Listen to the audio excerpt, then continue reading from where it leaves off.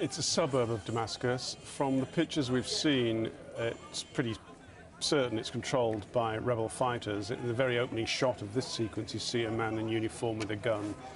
Later on, you see more men with guns.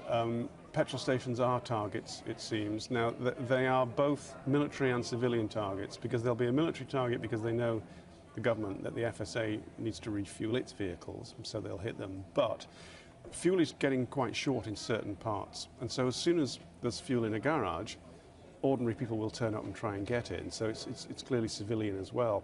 We haven't seen the evidence for 30 dead. We've seen perhaps 4 bodies in the footage we've seen, so we can't verify the number of dead, but it does clearly look like a serious loss of life.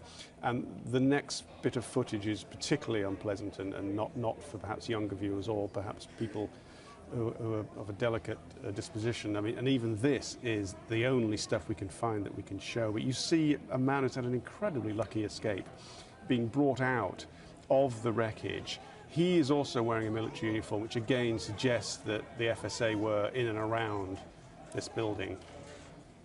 But this, dramatic though it is, and you can see he's had his clothes partially blown off and his shoes and socks blown off, but that's about as much as we can show. Some of it's pretty awful and clearly several fatalities, and the activists that are there saying 30.